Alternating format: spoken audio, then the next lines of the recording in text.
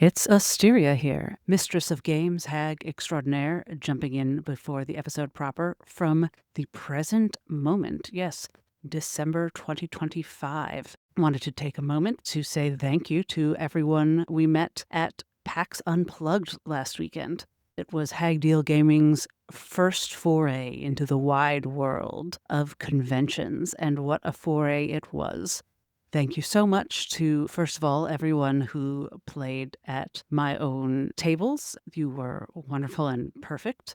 Thank you to everyone I spoke to about this game we call Daggerheart. Darrington Press, you fine people put up with my enthusiasm, and I appreciate that. As I told many people, I am an evangelist for this game. Darcy and Elise in particular found that out personally, so thank you for that. To Jen Ellis and Keith Baker for talking to me for half an hour about Daggerheart and cephalopods and psychology. Oh my. Alexandria RPG Library and the PAX enforcers in the RPG room. Just the loveliest, loveliest people. Thank you so much for your support and your kindness, and again for chatting Daggerheart with me. Anyone who discovered this podcast because of PAX, please give us a shout out on Blue Sky or in comments. You can find us in the Talkin' Crit Discord. There is a little logo on our website, and we hope to hear more from you and to see you at PAX East in March in Boston. Surely I will be there running games. So thank you very much.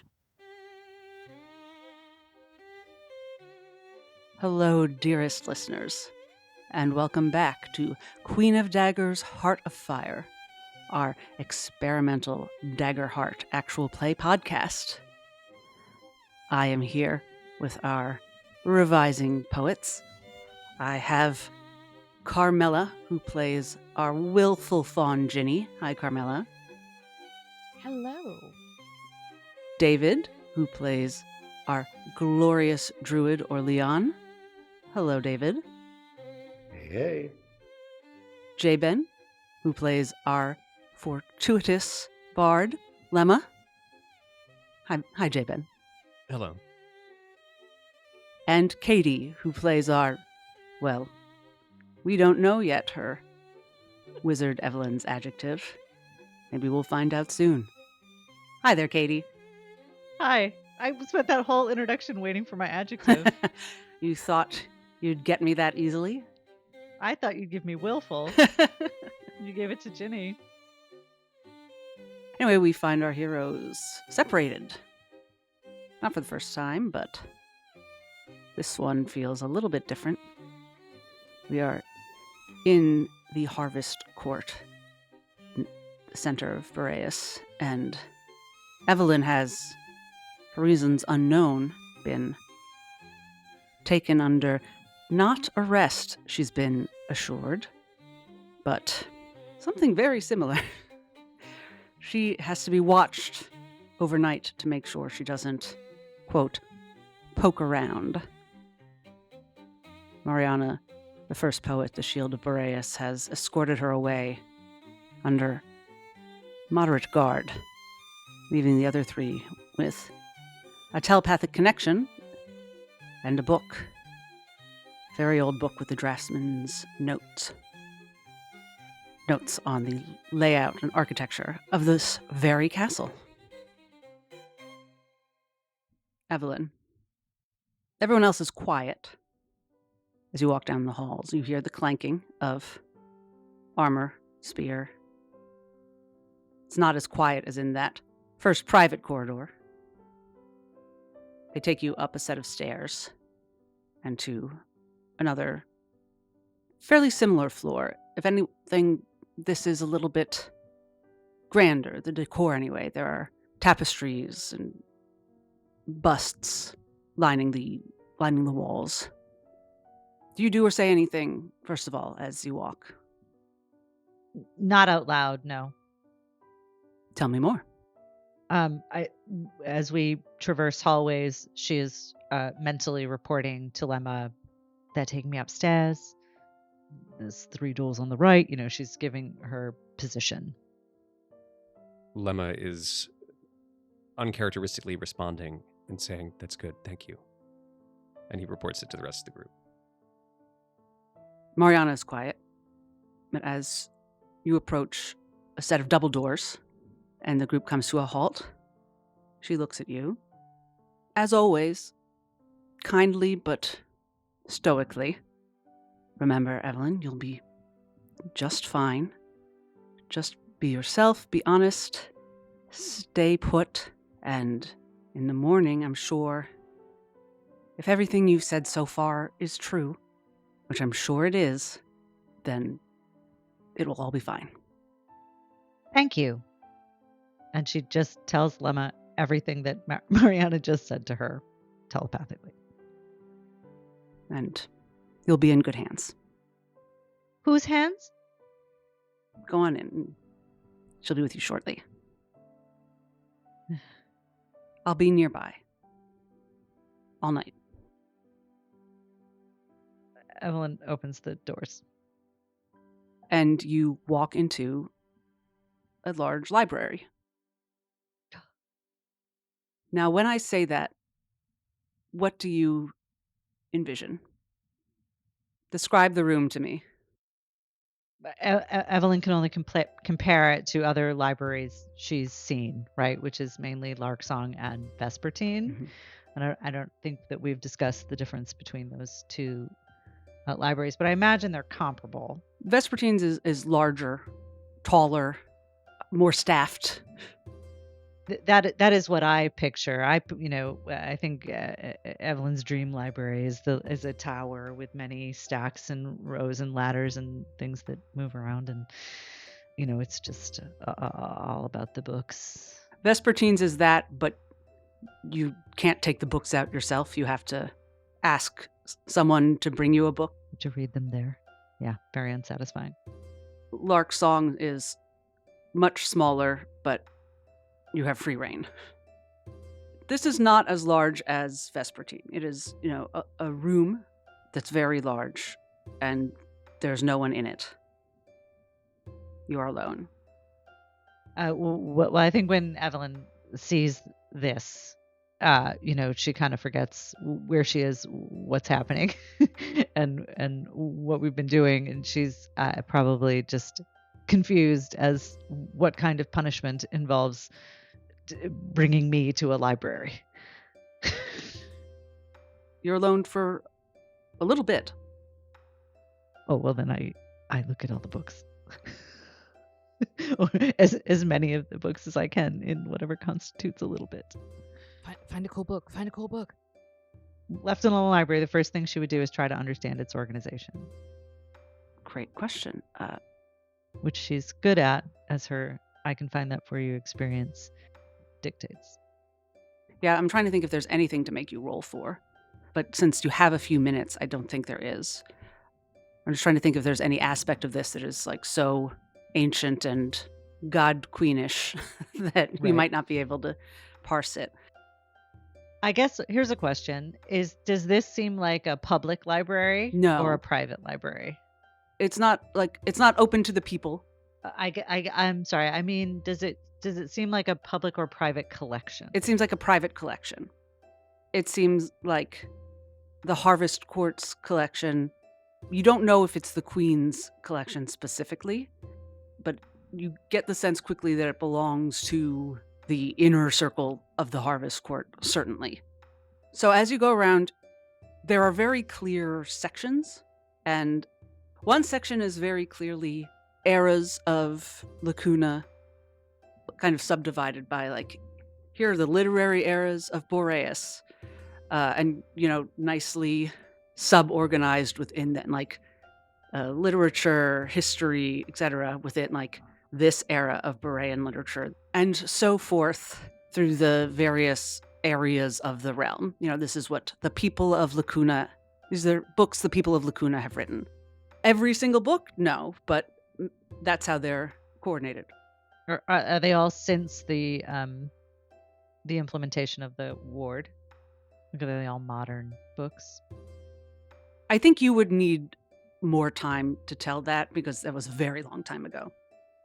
So what I've just described is like the bulk of what you see when you come in. This is someone in the Harvest Court is sort of archiving what Lacunans read and write through history.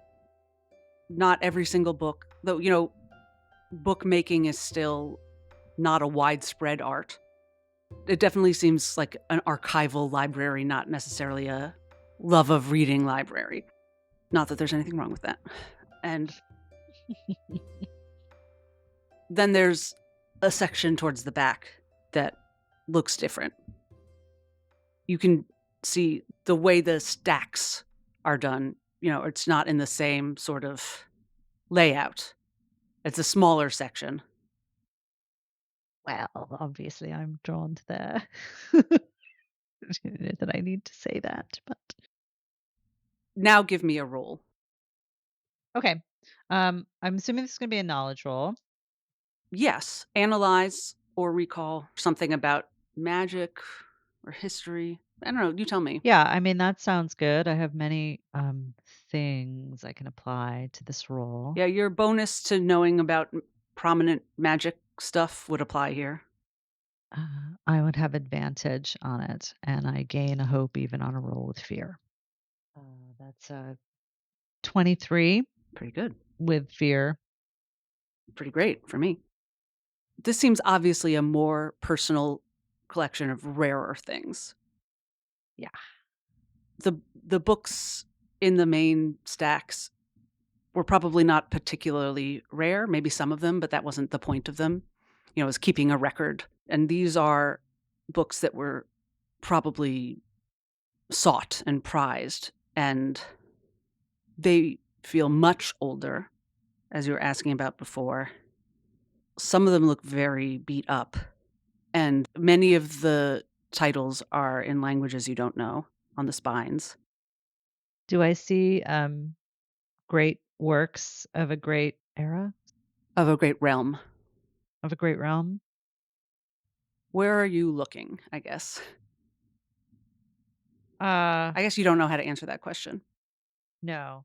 I mean, obviously I'm looking in this smaller special collection, and I know what the spine looks like. I've seen the book, the actual physical book. I know its relative shape and size. Yeah.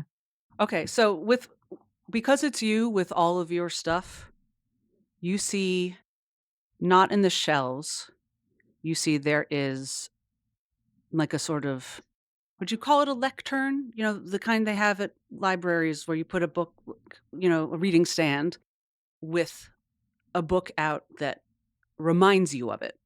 Well, then I go to that book. And you see that it is sort of a copy, like a facsimile of great works of a great realm. The cover is not, that leather-bound cover. Hmm. It's sort of like, I was going to say a muslin of the book for theater folks. Yeah. Understood. They made a copy for internal use. Right. Lots of monks transcribing, drawing pictures. Yeah, but it says great works of a great realm, compiled by Porphyry the Happy. Yeah. Then I would Porphyry the Happy. So for the first time in a while, Evelyn sends a telepathic message to the group through Lemma. I'm in a library. I've found a copy of Great Works of a Great Realm. You might not hear from me for a bit. Because you're reading or because you're being taken away? I'm alone. I have been alone for some time. Oh. Well, enjoy yourself. Though there was some reference to just being myself and someone taking care of me. I'm not sure. Well, that is exactly as... Is everyone all right there? yes, we're just... I'm just like staring at Lemma across the table, like, tell me everything. Tell me all the things. Where is she? Tell Ginny not to worry. Lemma's sort of like sitting there, like furrowing his brow, tongue sticking out of his mouth a little bit as he thinks, and occasionally saying, "She's okay. She's in the library." Oh, she should be happy there. Yes, yes. This whole place is this war between things that are nice and things that are... Terrifying? Dangerous. Yes. So you have the book and you've told them you have the book. Hmm. What next? I want to go to the beginning of the book. All right, so you open it.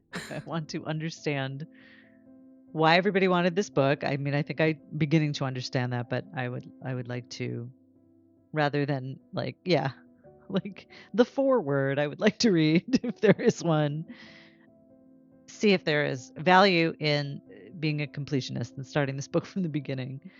So you open the cover, and as you do, a door opens in the room. Oh, we doing this in here?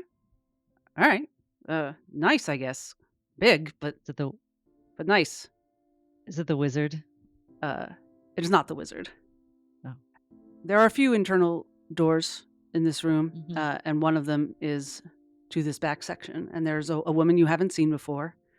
She's a human woman, appears to be, I don't know, maybe 30s, maybe 40s. She just looks very normal. She's kind of in gray robes. She reminds you of the bureaucrats we discussed down in the Great Hall. She's got a file of parchment with her, and she's got a mug of what seems to be tea and a quill behind her ear. Hello. Hello, sorry if I kept you waiting. Where would you like to sit? Oh, wherever you. I thought we'd be someplace a little more. I thought they were bringing you to your rooms or something, but if you don't, this is fine. Well, this is where they brought me, so. Yeah. Oh no, I know. Yeah, come, sit. Make yourself as comfortable as possible. Evelyn, sit. She picks up the book and brings it with you to a table. So, we're gonna chat a little bit. All right. And now let's return to the other three. First of all, Lemma's going to take this opportunity to do something that requires a little bit of concentration. He's going to try to speak to everyone at once, including Evelyn. So he's going to think and speak simultaneously.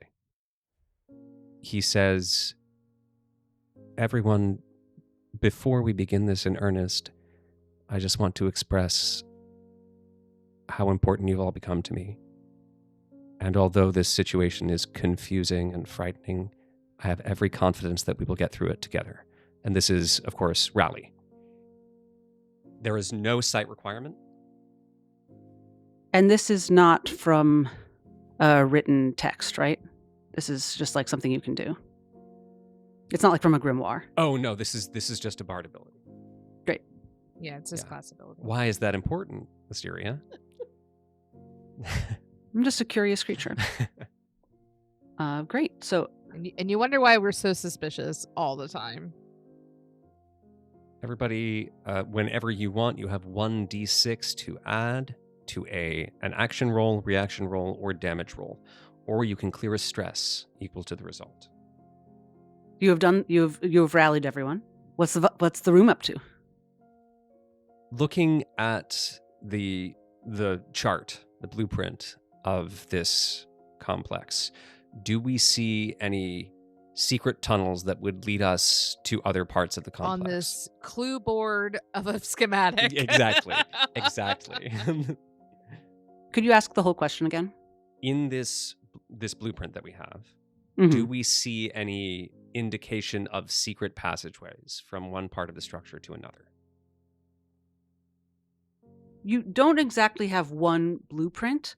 You have like a journal of notes and sketches. Okay. So you can do some rolls to put it all together and get what you need. While we were listening to the reports from the field, were we taking note of like she said she was walking in certain directions and then they went through a door and then they went upstairs and things like that, right? Like, do we have a kind of sequential map of a sequential itinerary of some sort of her movements? Yeah, I think your powers combined, it's safe to say that like you could easily walk to where she is based on what she told you, Great, problem solved. or point to it on a map.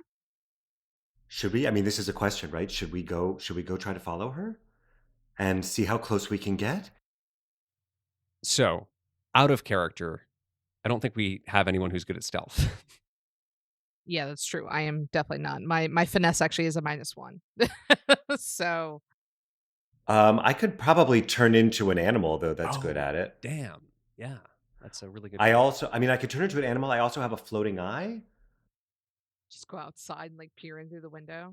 But I guess what's the move? Is the move that we want to be like that we want to just know where she is, or that we want to get in there and listen, or that we want to be close in case something happens to her so that we can protect her or divert wherever she's going? Like what do we think is our plan? Well, we know where she is. We have a line of communication, so we know everything that happens in the room. We're just not close in proximity, and given that she left under armed guard, I think it'd be safe for us to assume that she is going to be guarded. We're not going to be able to get super close to her, at least conventionally.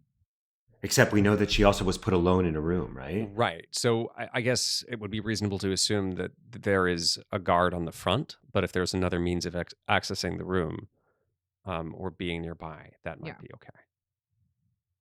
Do we have anything to gain in a sense from a show of force? um I am not sure because we are vastly outnumbered. No, I mean more just in terms of the communication. I mean, clearly we're not going to break her free, but are we in a better position if we are just there insisting on being present with her, or using this time to figure whatever, to try to prepare in some other way for whatever's coming tomorrow morning? My opinion would be that we keep Lemma and Evelyn talking to each other so we know what's happening in the room. And we spend this time that we have in the study kind of figuring out what else might be going on here. Because clearly they took her for a reason, and I think maybe we're going to get that from Evelyn. Mm-hmm. But we can't do anything without causing a huge issue of trying to go and get her Yeah. or be near her.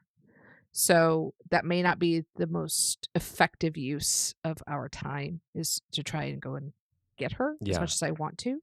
Lemma agrees. And Lemma says, I think we have 3 objectives. One is to find a way to get to Evelyn quickly if we need to get to her. Another is to find out as much as we can about this place. And a third is to find ways to create distractions or cause disruptions if we have to. Yeah. Get ourselves an out in case we need it. Yeah. As a side note, Asteria, and I think I may have figured out your devious plan. The cut that I sustained from the Singular? at least one of them. The cut that I sustained from the dagger last episode. Oh, right. I forgot Did about you? that. I look at it. You're hurt. When did that happen? I took this from Evelyn so they wouldn't find it on her. And he gestures, holds up the glass dagger. I'm going to spend a fear Mhm. before I forget. You look at it. It's bleeding a bit, not profusely. I hold out my hand and say I could try and take care of that for you if you would let me. Lemma nods his assent and holds out his hand. So I take Lemma's hand and I pick it over and I try and reach for that little warm place deep within my chest, and so much easier when I'm not thinking about it. But take a deep breath, and I try to use like a sparing touch to try and close the cut on Lemma's hand. You feel your hand forced back. Ginny, take a stress. Ooh, that wasn't supposed to happen. Lemma, any damage that you had taken from the cut is gone. You are undamaged. No HP is removed from you. Okay. I shake my hand and squeeze it a few times. You look down at your hand and the cut is still visible. It's not bleeding, but It looks almost congealed, but not quite. It's like instead of liquid, it is, well, plasma. It's staying put. There is a bit of a crystalline sheen to it. Can we all see it? If you're inspired to look really close. Oh. I test it. I kind of poke it. Ow. You just poked your cut. Well, I mean, at least it's not bleeding anymore, but usually that works. So does it look like what was coming out of the Queen of Rains? No, it's the Queen. No, it's Glory's eye. Someone's eye was It's Glory's eye that was bleeding rubies. No. I mean, it looks mostly like blood, but it's got a bit of a shimmer that reminds Lemma of the general effect around the Queen of Rain. yeah. The prismatic effect. This is a very small amount of... You'd have to look really close to see this. It's, a little cut. What did you feel when you tried to heal my hand? Like there was something inside of you that was just shoving me away violently. And if I was in a more jovial mood, I would say that's somewhat indicative of how you've been these last few weeks. But it's not the same. It was very strange. It was not. I've never felt that. Lemma acknowledges the justice of the burn. So if someone wants to do a roll about it, Yeah, you're welcome to. What kind of role would that be? You tell me. I mean, it's Depends on which aspect, on what you want to know. Maybe you don't. Sorry, I mean- shouldn't prompt you to roll. If no. That's you do whatever you fine. want. I mean, can I sense that if there's anything unusual about it, other than it being like you were cut with a magic dagger? Yeah, I think if you use sense, sense will give you some like Because I tend to feel more diagnostic, prognostic info. yeah, I feel it more innately than Yeah. looking it up in a book. So 18 with hope. Yeah, that'll do. So what you're sensing about like what you experienced and what this relationship is it felt like what happened with you felt like you were being told no by a much larger power. Oh well, I'm used to that. You know now that you're chosen by Will, the Queen of Harrows. Mm-hmm. You sense that this was not a hostile rejection. A very powerful, It was a don't know my own strength kind of. It was a sisterly. No, that's my space. Get out. Kind of deal. Yeah. Okay. And maybe not even, certainly not intentional because it's not literally a queen in his cut. But, you bounced off some powerful magic, essentially. But you sense that this is of Rain. Yeah. And I think as someone who cares about healing and thinks in that way, and since you rolled with hope, I think you think about Fortune, the Queen of Rain, and what her whole deal is, which is, again, not long-term planning and machinations. She is of the moment. She is reactions. She is short-term. You think this will heal on its own? Not right now. Okay. You think the people in this room do not have the power to heal this? Mm-hmm. He will be fine, but he probably just needs to wait a little bit, and Right. it'll Yeah. dissolve. So I say to Lemma, I think it's the magic knows that I care about you and that I want to help you, but it's telling me that I need to just kind of let you be. And so, Lemma, but at least you're not bleeding anymore. yes, thank you. Lemma is going to try to think back to when the Queen of Rain gave him this dagger and whether she told him anything about its exact effect. Well, what did she give it to you for? What were you supposed to do? She gave it to scratch out the name of madness in the tomb, correct? Of Of glory, glory. Yes, this dagger exists to unwrite words, to magically destroy words. Oh, very fitting for Lemma. Yes. It was created to unwrite the most powerful word you've ever encountered. The one that brought a god queen back into being. It gave you a little scratch. And the words in your mind that are the spells you learned are gone.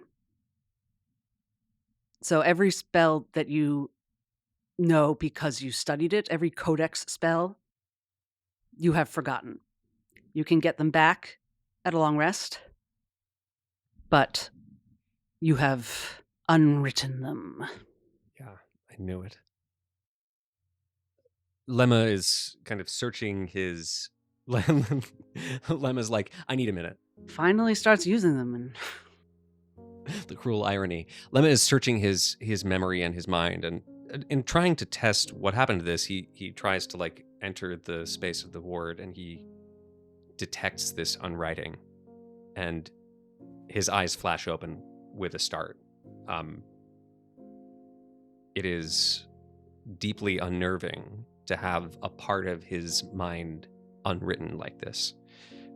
And he looks at OrLeon and Ginny with great seriousness and says, "Do not touch this dagger under any circumstances."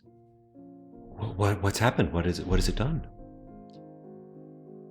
Some part of what I can do is unwritten. I think it may come back, but That's terrifying. Why? What has it taken from you? some of the ways that I have learned to manipulate the words of the story in the world, I don't remember them. I know the way that you view the ward is different than the way that I or OrLeon does, but could we open to that page and write the words back in? I mean, that's kind of our whole deal, isn't it? I think this is not so simple. I think the only thing we can do is wait for them to return. This is an instrument given me by the Queen of Rain to unmake a word. Oh, I was careless in handling it, and I think this is the price. I'm sorry. It is all right. I believe this will heal. I believe what I knew will return. I might be able to change it. I have a spell called Counterspell. I might be able to... I don't know. It's an instrument from a queen. I'm sure this is very powerful magic. But I can try to reverse it. I am afraid of going into what's coming without your tools and your wisdom.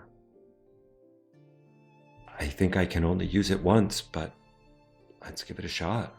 let me just think about. I'm looking at the text. I don't want to naysay brilliant ideas here.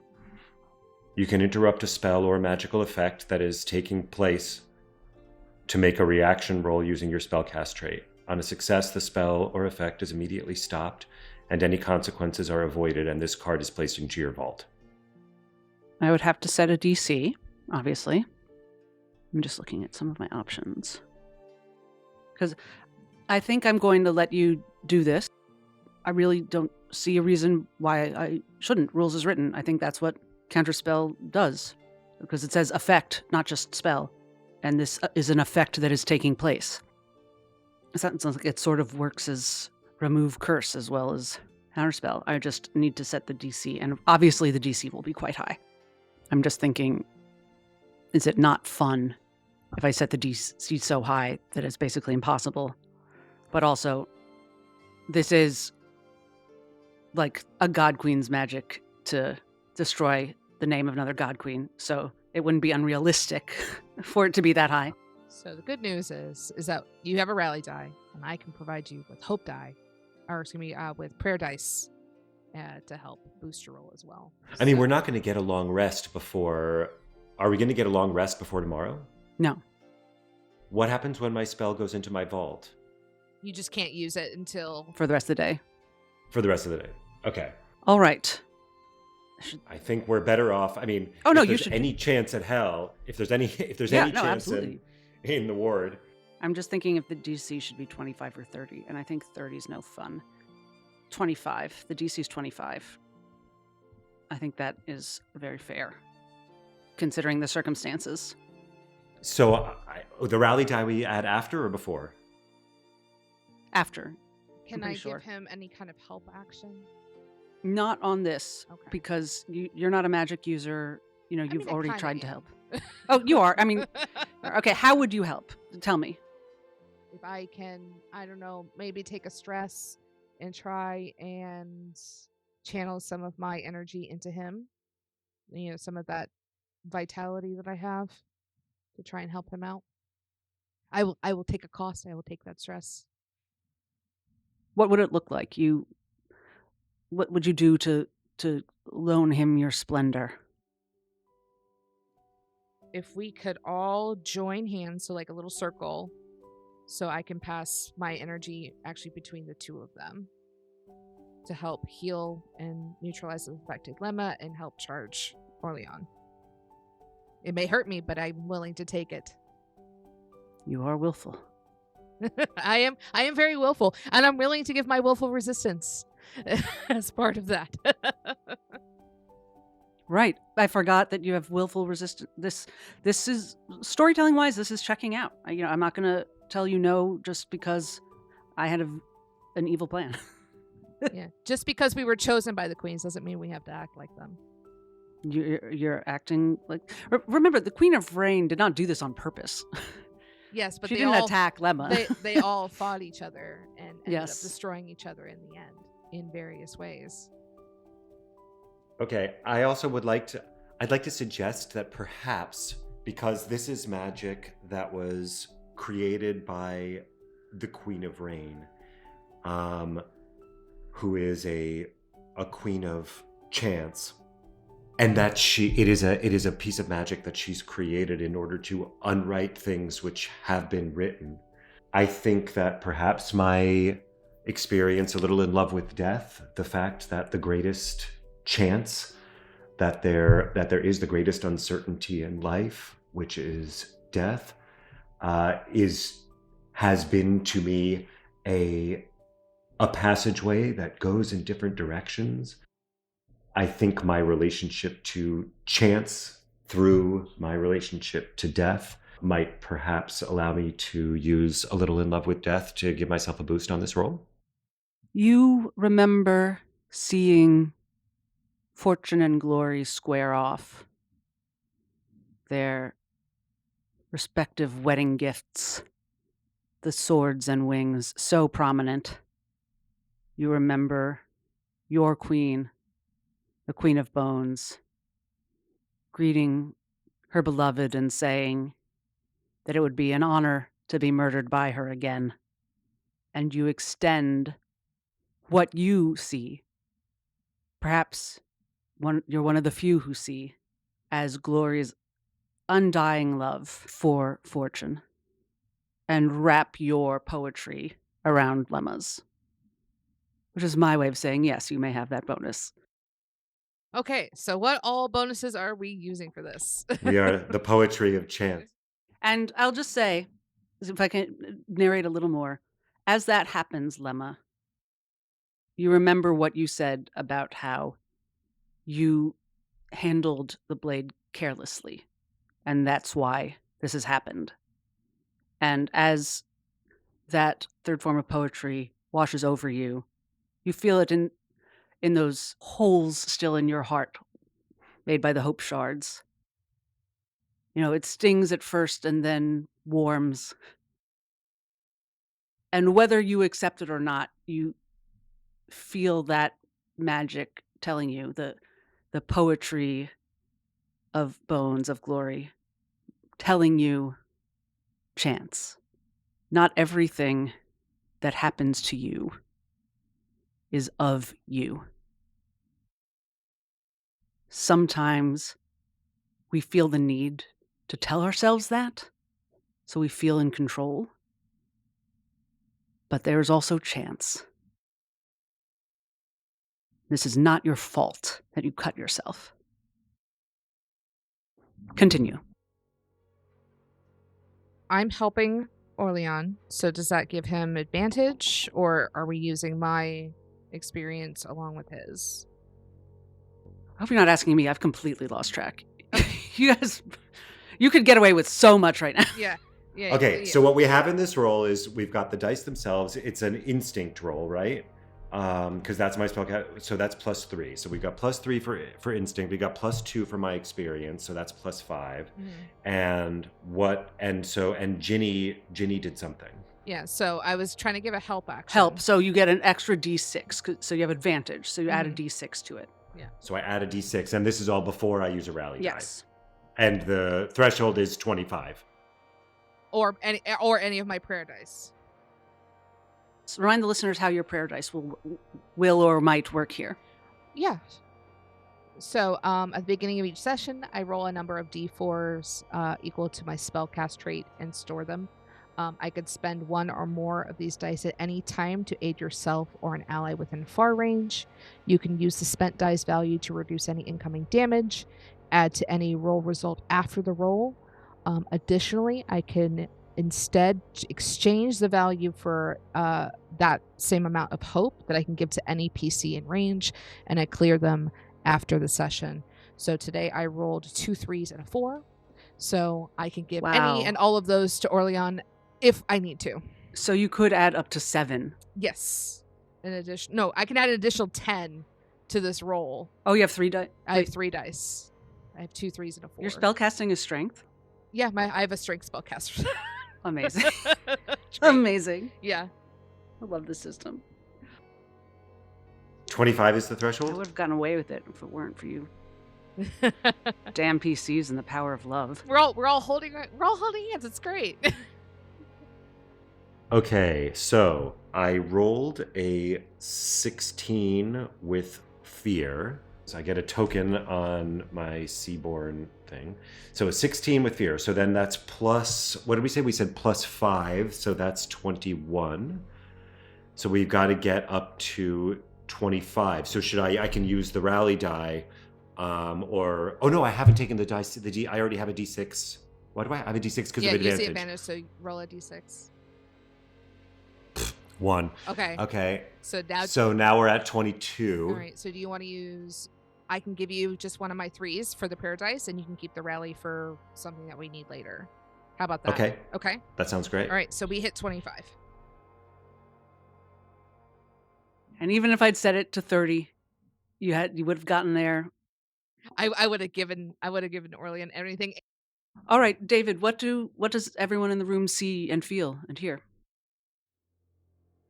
There's something, a flutter, a flicker. It's almost physical, but it's not. It's almost auditory, but it's not. It's like sensation without senses. OrLeon looking at Lemma, seeing almost not just his form, but his form encased in an aura of some sort. It's almost as if he reaches out and then tenses all of his muscles, tenses his thoughts, tenses his breath, and releases. And the blood loses its shimmer, and the cut closes up, and spend my fear. Lemma, take a stress as all of your spells suddenly return to your memory at the same time. Well done. Lemma just gets the worst head rush. And he says to OrLeon, I think that worked. Thank you, Bone. Well, it's one of 2 spells I've got, so... so... I'm going to spend another fear. OrLeon, also take a stress as you feel something in your poetry bristle because you have robbed Lemma of a chance at glory. Because it would have been so much cooler if he'd done all this handicapped. I hope you don't forget, Lemma, how important you are to us as well. Thank you, Ginny. I didn't forget that, and I won't.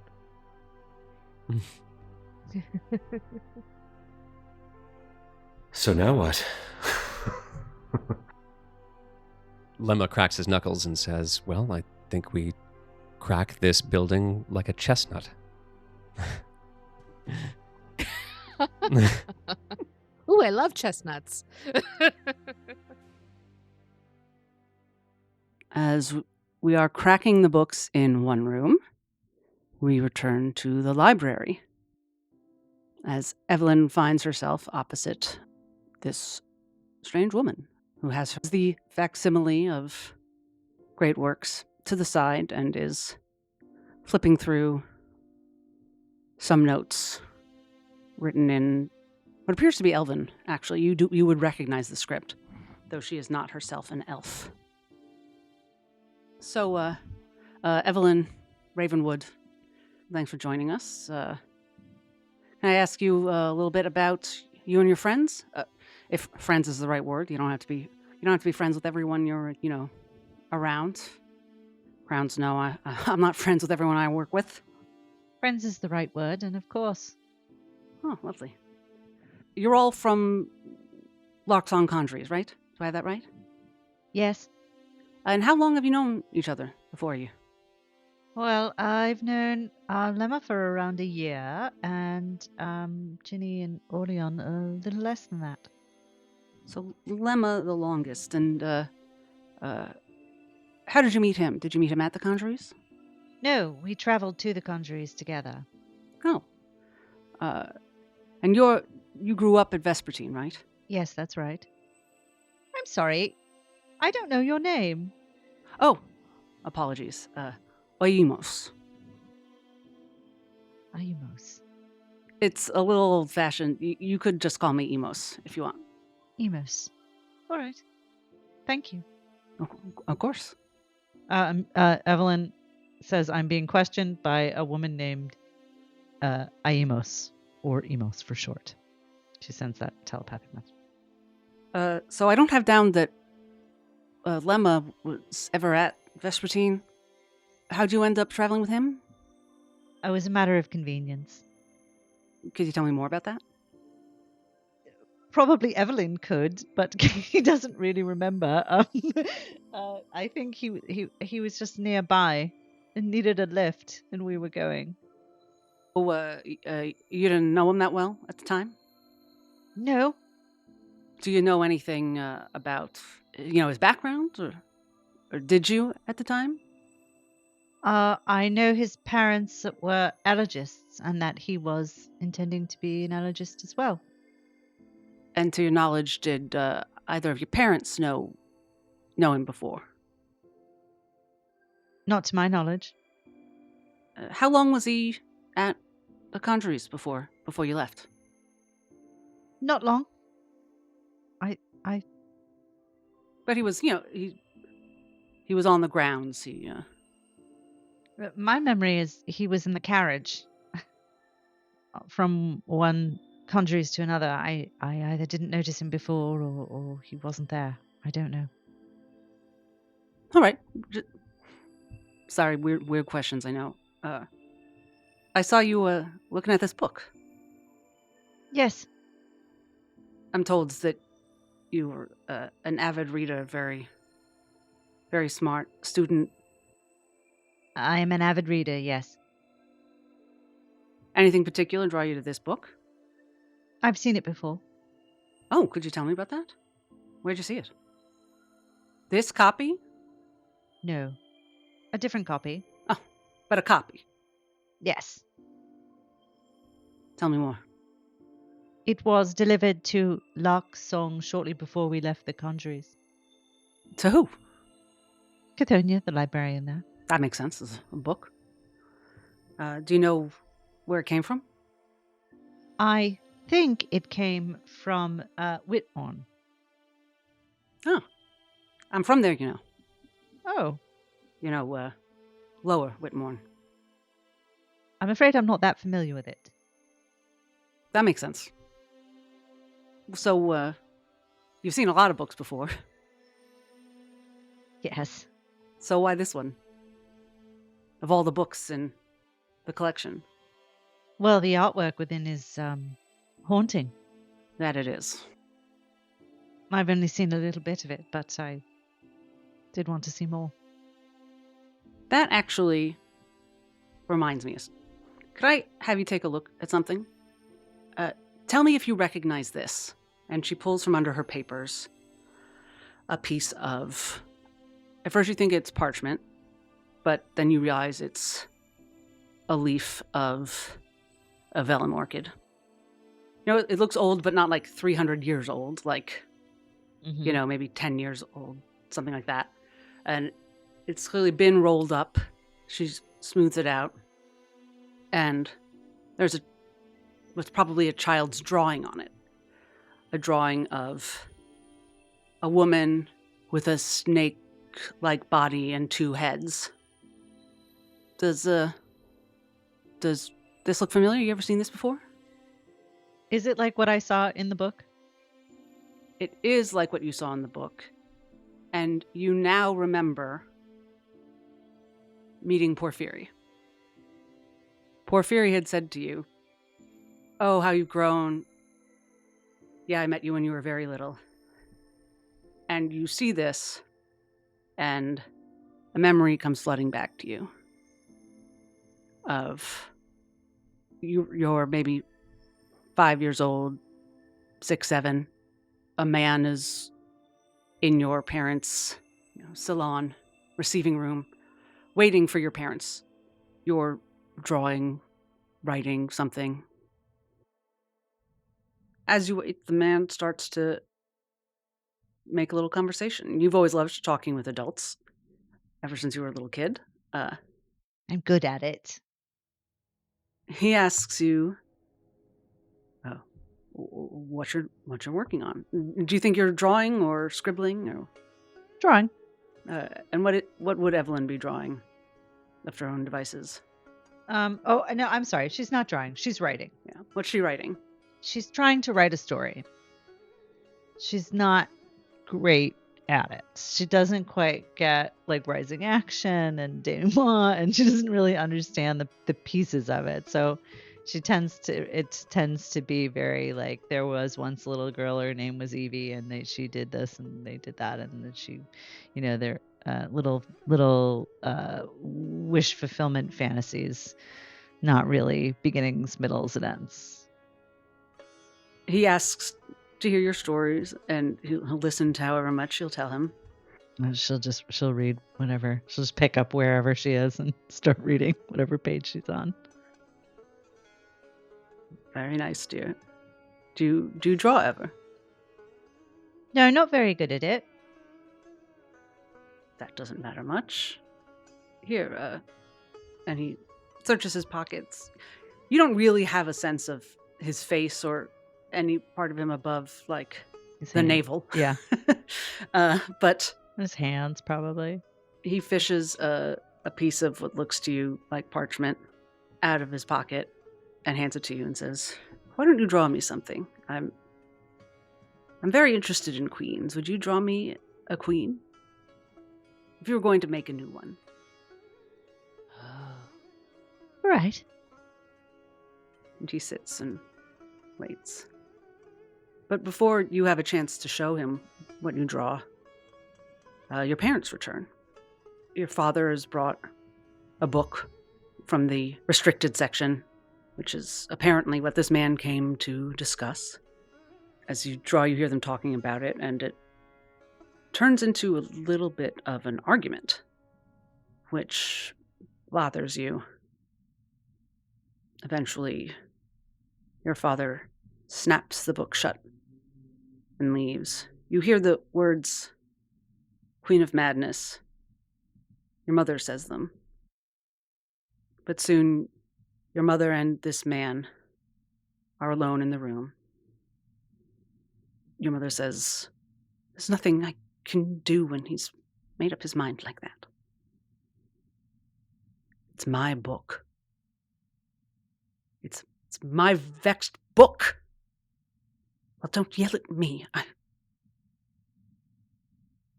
You think I wish I didn't have a shred of authority around it? It was lovely to meet you. An honor, but that's all I can do. I'm very interested in your ideas, your experience. If you care to correspond, that's no thank you. If you can't give me my own, good day. And the man leaves, and your mother sits and thinks. Evelyn is very well trained not to interrupt a train of thought. Eventually she looks over at you. She hadn't realized you were there. She doesn't seem particularly startled or worried. Oh, hello, Evelyn. What's that you have there? He asked me to draw a queen. Did he? Mm-hmm. It's not very good. Would you like to show me? Not very good. That's all right. She brings it over and sort of reluctantly hands it to her mother. She looks at it for a long moment. Did he tell you anything else about what to draw? No. He just said to draw a queen, and you drew this. He said he was very interested in queens. Yes. May I have this, Evelyn? Evelyn almost can't speak for joy that her mother wants something that she has created. Yes. Yes. And she looks at you in a way she has not ever looked at you. Considering, she's looking at you for some sign of some gears are working. There are two very obvious dots she is struggling to connect. And then she kind of shakes her head and returns her attention to the drawing, which she then rolls up and lapses back into reverie, which you know could last some time. Mm-hmm. She has an intense internal life. Ms. Ravenwood, so do you recognize this? I think I drew it, didn't I? That you catch a flicker of surprise. You've told her something. How are you on reading people? Or your instinct? Give me an instinct roll. You're not good or bad at it. You're not one of the ones who has a million experiences around it. Telepathically describe what you see. But you're a conversationalist, so you like people. I rolled very poorly, so I'm clearly distracted. I rolled a 7 with hope. Okay, take the hope. I'm full of hope. Moment. Yeah. You certainly get a strange feeling of satisfaction that I've surprised her. Yeah, it's not like shock. But then Evelyn immediately spins out on that. Like, is she surprised because I admitted it or because it came from me? Like, she's... Yeah. It's not very good, Evelyn says. And Oimo says, it's great, actually. It is eerily good. Eerily good? Is it of someone you know? Someone I know? No. You've looked at this book before? Yes, only briefly. I've also looked through this book, Miss Ravenwood. You want to connect those dots maybe a little? Or? I assume it resembles something in the book. You assume? I think it resembles something I've seen in the book. There we go.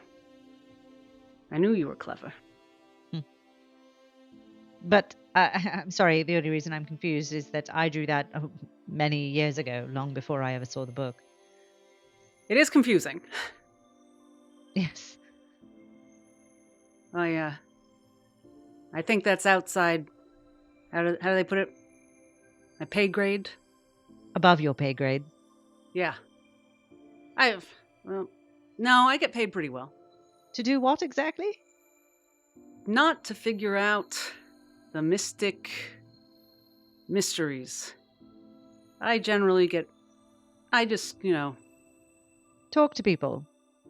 yeah, I talk to people and try to figure out what's literally going on here and now. And if the Queen wants something done, I try to figure out how to do it. Is there something the Queen wants done? I don't know. With you, not there yet. This is more in the... Information gathering. Yeah, what in madness name is going on? So I'm just trying to sort out what your little group is up to and if we need to be worried at all. Oh, I quite understand. We are also trying to sort that out. Let's go that route then. What exactly are you trying to sort out within these castle walls? Within these castle walls? Well, we didn't come here we came here of our own accord, but we did understand that we would be brought here. So we didn't... I suppose we came to understand what our options are. All right, but I mean, are you looking for something? Oh, yes, we told the Queen. Queen's not here, you want to tell me? Well, the Heart Afire is here. Oh. And access to that would determine what our options are. Or aren't. So is that what you're looking for? Within the palace? On your own? I wasn't looking for anything on my own. I understand why you might think I was, but that was merely sensing the presence, the strength of the presence of the ward here. I am here because I touched that door, aren't I? As I said, you're clever. Which puts me in a little bit of a bind. Because a clever person can play dumb. So I'm here trying to figure out what you know without telling you things if you don't know them. Right. That's very tricky for you, I'm sorry. Thank you. I appreciate. A lot of people don't understand the pain. A clever person can also overthink things. Oh, yes. And make them more complicated than they need to be. Are you talking about me or you? I assume you're clever too. That's a reasonable assumption. But I rather think ultimately there are things neither we nor the Queen knows. What people want, what they intend to do, what they're willing to do. I know 2 out of 3 of those pretty well. And I use 1 and 3 to figure out 2. Well, you are very clever then. That's why I'm here. If you want to know what I want, I rather wish none of this had ever happened. And the decision wasn't in our hands. But it seems to be. Well, a lot of people agree with you there. I imagine so. Huh. You wish none of this ever happened, huh? Yes. Really? Not knowing what's going on, never knowing it, what the truth is, what really happened, is a far preferable state of being than understanding it, being told you have the power to do something about it, but not knowing what the right thing to do is. So, yes. So what's your opinion of people who might be working to make all this come about? Or were? People who specifically want the Heart Afire in order to change the world. The world has changed. It's already changed. But you asked my opinion of those people. I don't think anyone thinks they're a villain. I think everyone thinks they're doing the right thing. And I'm sure they are doing the right thing for them. That goes for everyone. The Queen of Harrow included. The Queen of Rain, and me and all my friends. I don't think there is any absolute right or good. there is only a greater good.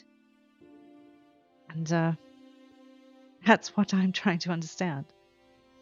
But you wouldn't have approved of an intentional plot. I can't say what I would have approved of if I had all the information. I'm sure there are things about the way the world worked prior to a few days ago that weren't what they seemed to be, or weren't the best for everyone. There are people, I assume, on the other side of that ward, and, well, the way it was phrased to me is there is also love there. So, not knowing what's been shut away, not knowing what people don't have access to anymore, not really understanding if a non-poet's life is best, not even really feeling that I have any right to decide what is best for other people. You see what I said before about overthinking things.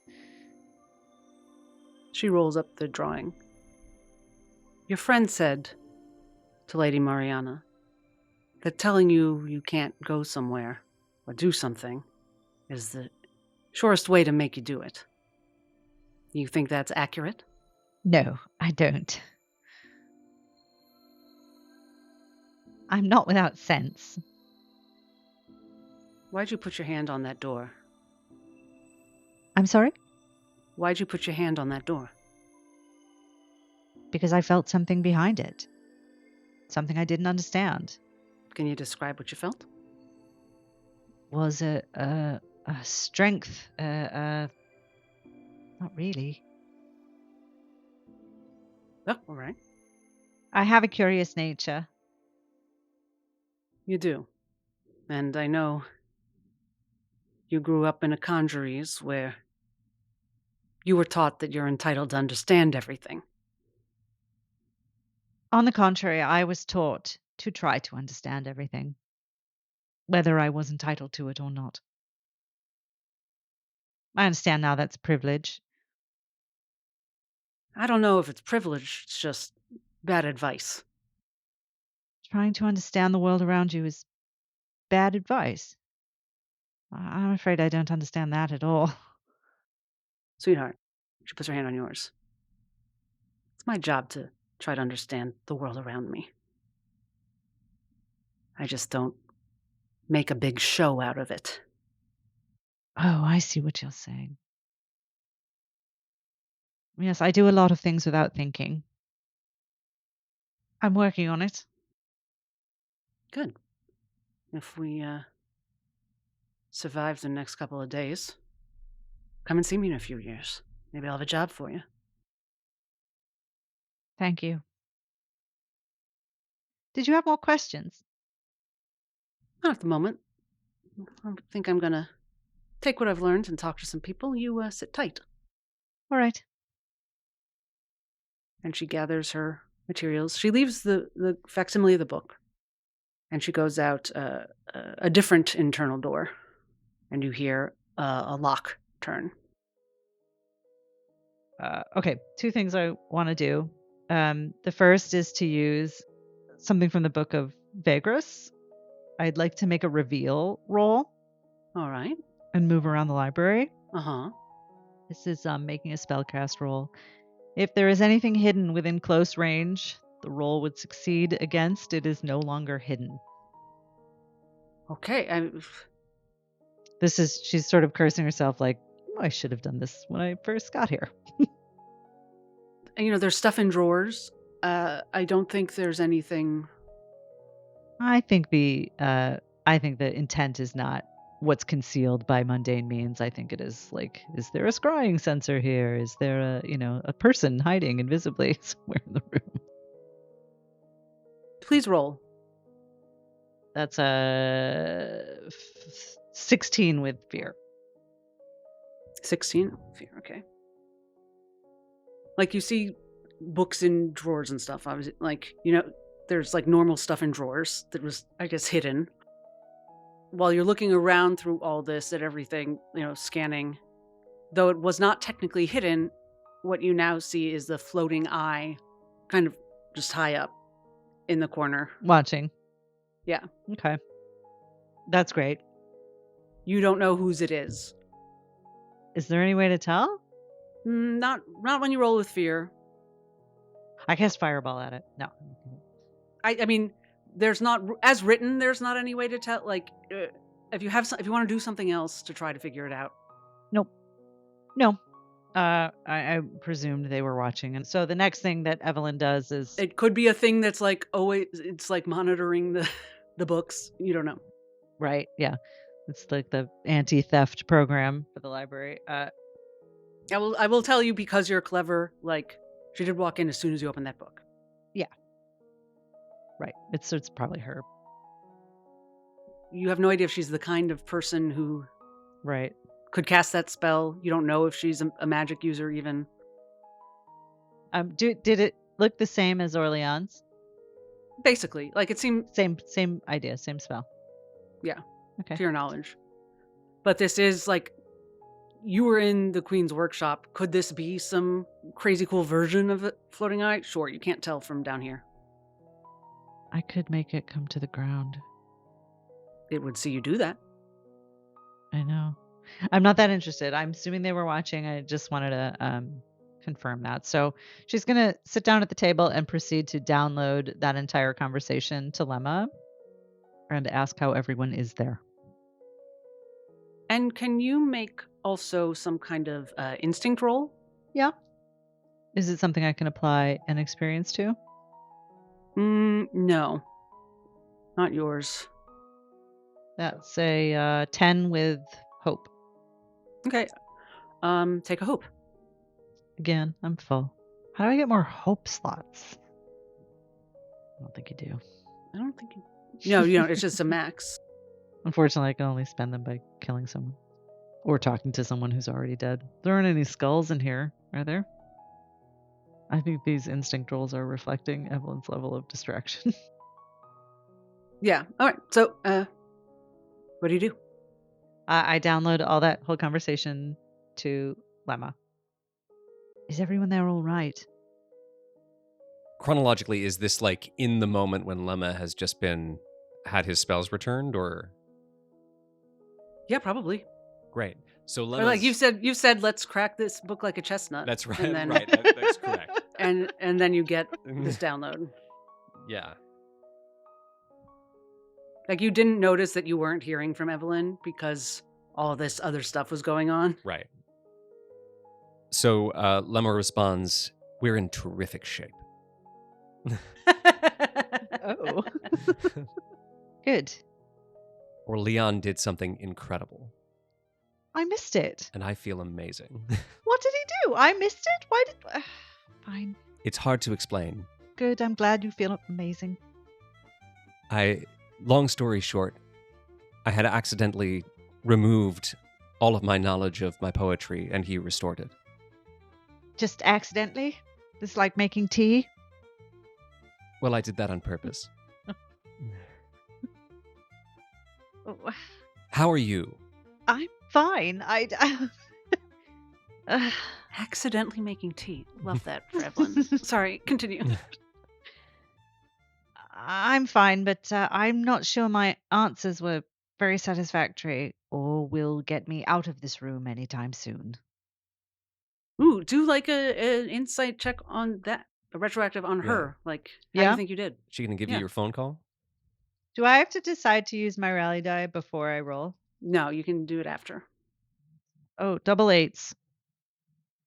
Okay, that's really good. You know that there is a part of why you're in here that you don't know. Yeah. You know that it had to do with you messing with that door. Yeah.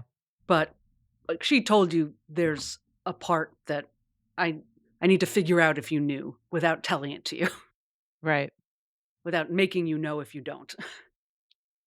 I will relay that to Lemma. Like, it would be good for you if you were ignorant, and so I don't want to cure you of your ignorance. Right. And on a crit, you think she left the room like more on your side. Like, Okay. she is pretty sure that you came here for the reasons you said, Yeah. and that there's not, an ulterior motive, and that the thing they were worried about, like, she's leaning towards, they probably didn't have to worry about that. Again, on a crit, you can tell this woman is like, the act of observing something changes it. Yeah. So, like, now that we've brought her here and interrogated her and, like, she knows something's up, not saying we should rest easy. So you don't know if you're, like, 100% in the clear, but you're also not sure what it would mean to be not in the clear. Like, you don't feel like, I don't feel particularly threatened. yeah, you feel like you gave a, like, pretty much as good, like, as close to the right answers as you could, given that you had no idea what the questions even really were. Right. It was also very confusing, and she asked you some things that you don't really understand what that had to do with anything, and you're not, even on a crit, I'm gonna say you're not sure if that was, like, part of her technique or if there were. Did she take the drawing with her? She took the drawing, but not the book. Okay. So then Evelyn will also relate to Lemma that there is something she doesn't want me to know, and I think she thinks I don't know it, but now that I know there's something to know, that, she gives this in a very Evelyn way that I just don't have the energy for at this moment. That's how she relays her impression of the conversation. I should point out 2 things in the conversation. No, I'm not gonna, like, tell you everything she's thinking. Yeah. And as you're talking to Lemma, you remember that she asked a bunch of questions about Lemma. Oh, right. Yeah, and she didn't ask them about anybody else. No. She started out like she was just asking about the group, but then she only asked questions about Lemma. Right. And you have no idea if this is related, but the other thing, you think of something that you really wish you'd thought of while she was there, Yeah. which is, how does she have that drawing? Oh, I guess I just assumed my mom gave it to her. But yeah, okay. Yeah. Then I relate that to Lemma as well. That's perplexing. Indeed. I assumed she was going to go on and ask the same kinds of questions about Ginny and OrLeon, but she didn't. I wonder if I was just more troublesome during our audience. Mariana did not like my question. Or is there something more to it? Well, I wonder why she wouldn't be suspicious of Ginny as well. Yes. Or maybe it... But she was asking about where you were before we met. How long you'd been at the Conjuries. She seemed to want to know your history. Is it something to do... So what do we share that the other 2 don't? Well, our grimoires. That's true. And we met at Vespertine. Yes. I was outside of Whitmorn before. I've been there. Haven't I? Didn't we say I've been there? I've been to Whitmorn. You've been to Whitmorn, yes. Only on holiday. Or maybe it's something about Vespertine? Perhaps. There's something else I remembered while we were speaking. I've met Porphyry before. When? When I was very young, he came to Vespertine looking for his book, and my father wouldn't give it to him. My mother seemed to be trying to provide it for him, like she needed something from him, and he left in anger. And he, at the time, was still... An elf. Yes. I don't know. I do not know what we can conclude from this yet, but it is odd. Indeed. I'm being watched still, even though I'm alone. But I don't think I'm in trouble. That's good. That's a relief. Would be nice to have more information. I think we are going to try to learn more about this place. Oh, the book I left, yes? Yes. There are many doors in this room. Describe the room to me. And she does. She describes it. Great. Great detail. Now, Asteria, we're approaching my favorite part of any RPG session, which is where I attempt to draw a map based on description. Yes, I need to do some kind of roll. You have life on the road, I believe, is one of your experiences. That is true. That would give you you could apply that bonus because you do need to assemble these notes. Again, it's not, you don't have one map with a "you are here." Not like a friendly tourist map. No. Can Evelyn aid on this, help an ally by spending a hope and describing at least this room really well? Lemma can definitely draw the layout of this room based on your description. Connecting it to anything else in the castle, you can't help with. Well, I'm like, not the internal doors. Like, you can, like, your path here, that will not require a roll. But intuiting what is beyond those doors. Yeah.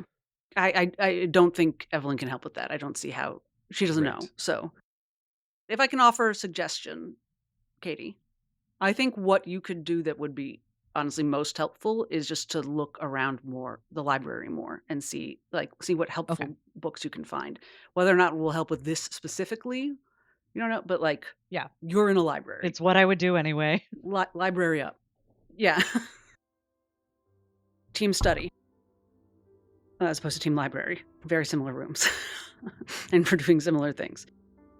Certainly, OrLeon and Ginny could aid. I'm focusing on Lemma because of his experience, and I think he has the highest knowledge stat. So, apologies. And he's the one who can communicate with Evelyn. So I'm assuming he's taking point on the map stuff. And because this is what Jaden was for, personally. Yes. But if you two have ways to help him, let's hear it. Well, yeah, I got a good look around the castle. I did walk back from the workshop to catch up with them by myself, and I would have been looking around and kind of taking in because I've never been here before, and I've never been in a place like this before. Sorry to cut you off, but I am going to be strict with this. The task is figuring out from these notes how the internal doors of this library might connect to something else. That's what you're trying to do right now, right, J-Ben? Yes. I mean, I think that's the task at hand. We could more broadly say I want to try to draw a diagram of the entire complex based on the information in this book. Right. And what I'm trying to convey by that is that I would have seen how the different structures look, and it might be helpful because I've seen how things get put together, and because we are in the castle of my queen in particular, I may have an idea of how she would put things together. All right. Just, I think, Boreas merchant class, like, I know the sort of talk of Boreas, so I wonder whatever exists in the town in terms of understanding of the political organization. Like, I mean, presumably this building is also the political infrastructure. So, probably the departments of government, things like that. Like, if I know what the structure of the government is, maybe I have some sense of what the wings of the building could be. And I know something of the history, I suppose, of Boreas, in which these kinds of large municipal structures play such a prominent role. So I would assume I know some things. He's already related everything, but it would occur to him to ask OrLeon specifically about Aeoli or Oimos.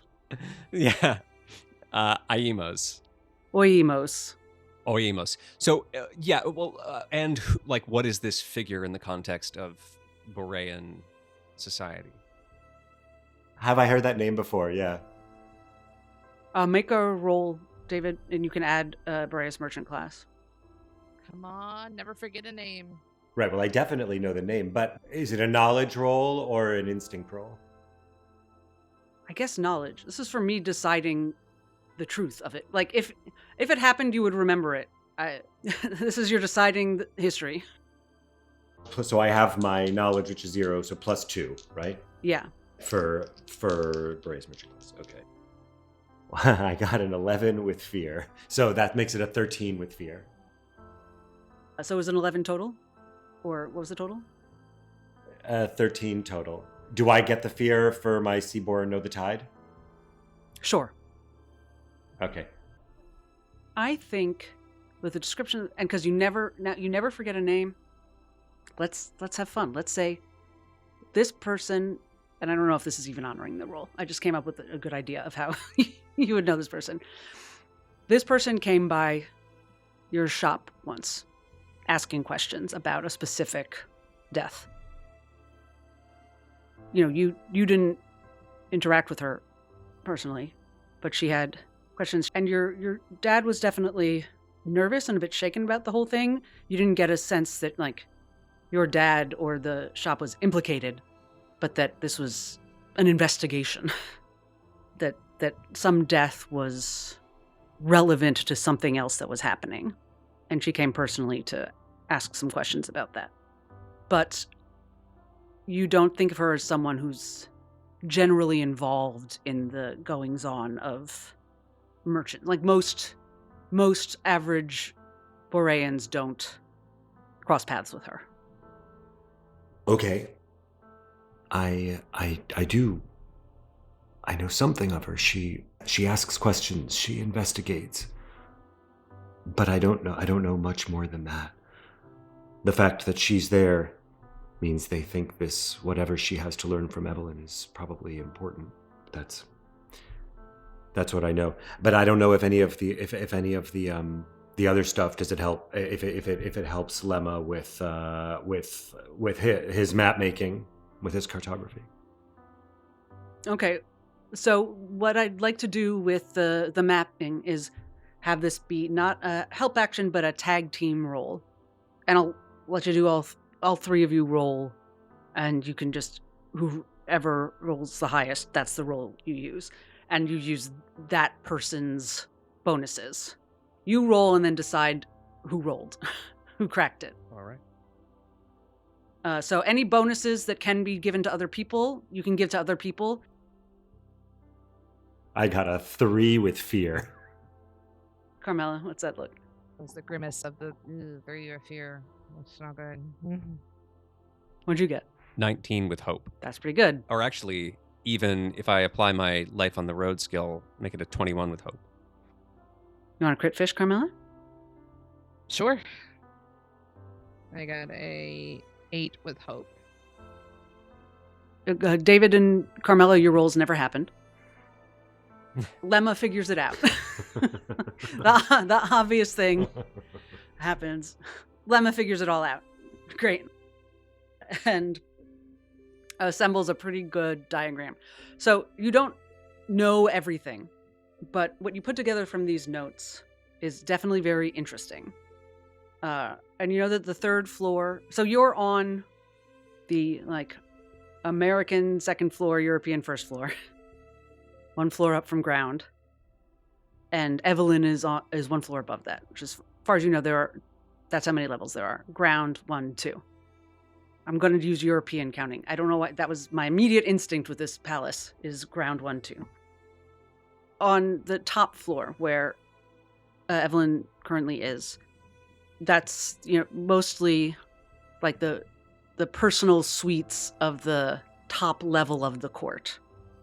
Like the queen's chambers are up there.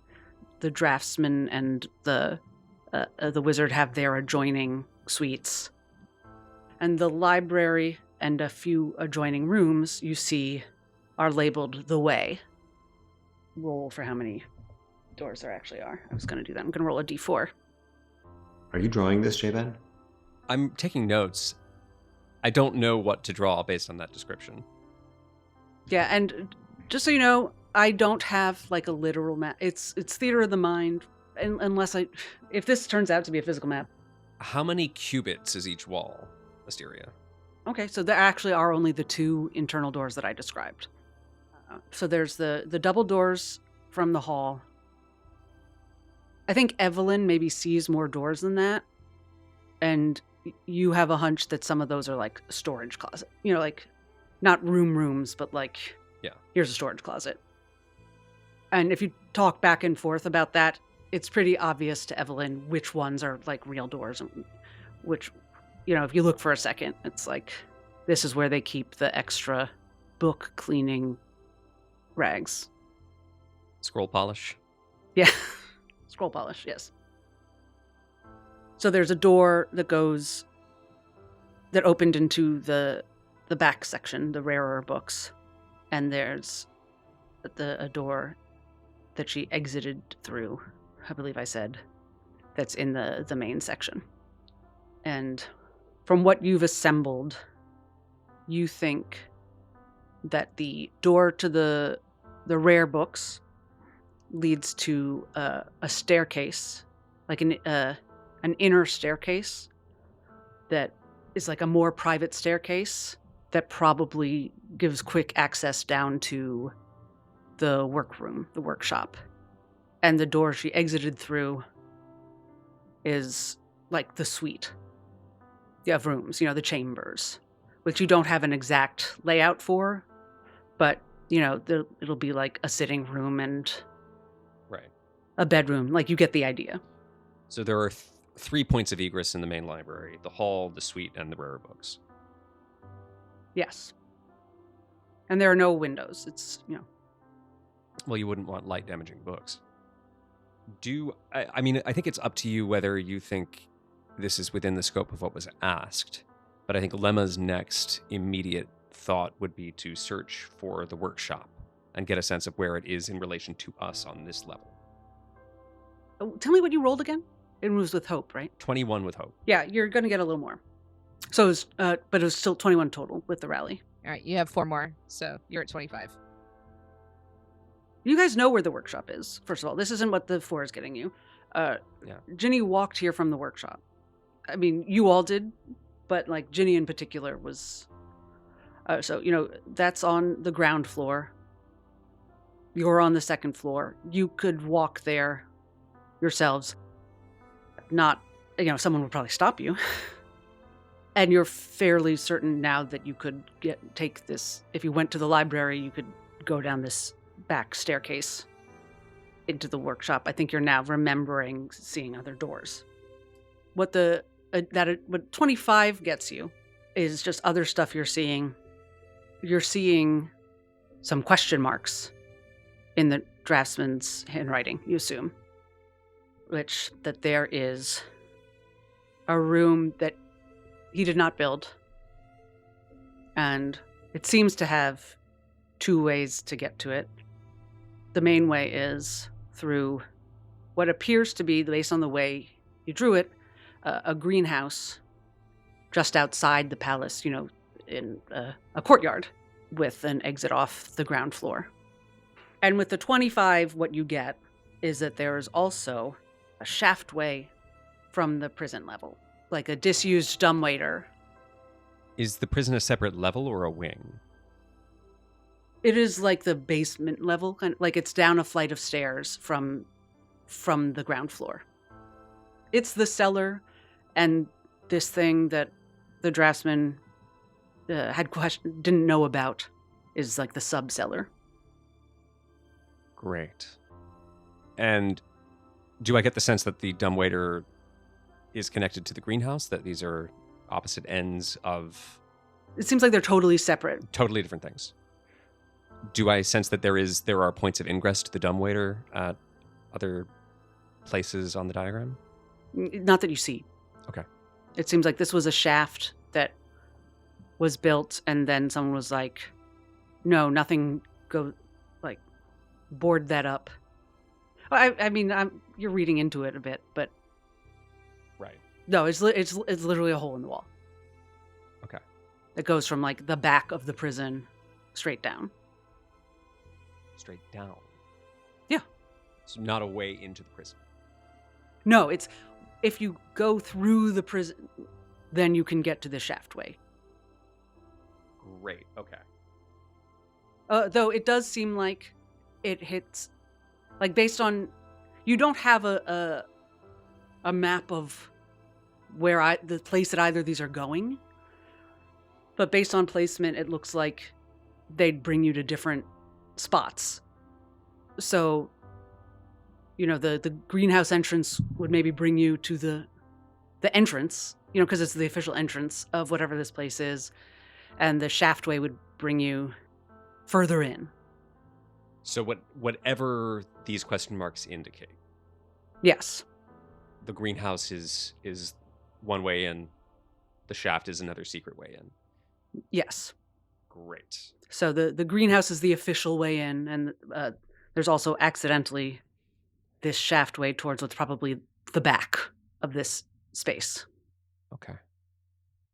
But you have to go through the whole prison wing to get to it. Right. Lemma draws all of this out. I think, you know what?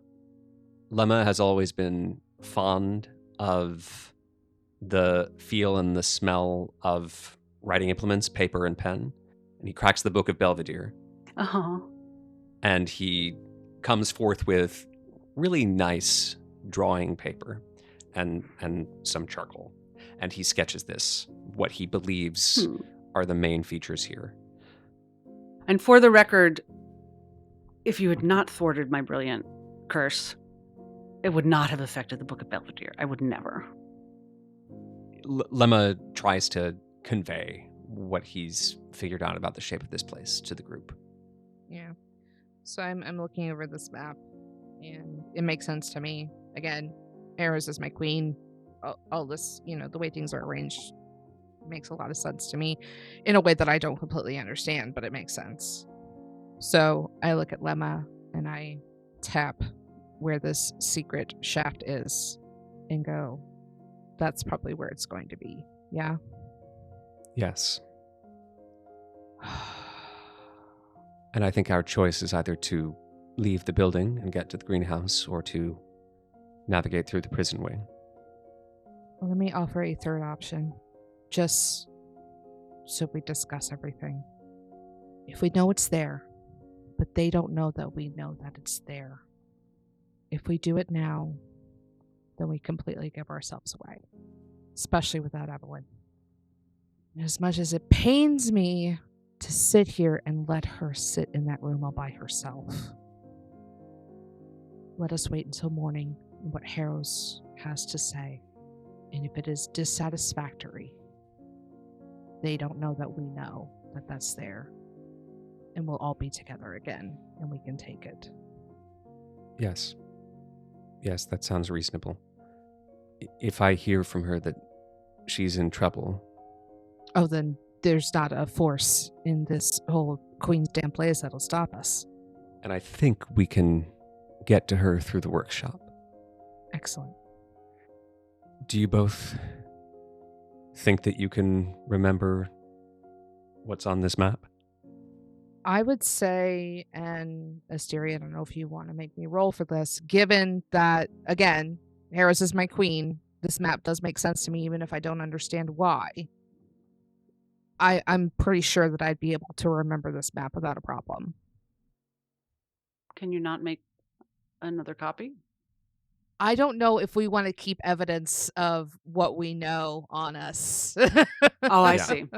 Yeah. So Lemma is doing his best to memorize what he sees. Obviously, it's like a rudimentary description, but he's trying to memorize how to get to the workshop, the path from the workshop to the rare books, and then the 2 points of entry. And once he gets the all clear from OrLeon and Ginny that they have a pretty good sense of what's depicted, he's going to just trace a line across the page with the dagger. Oh.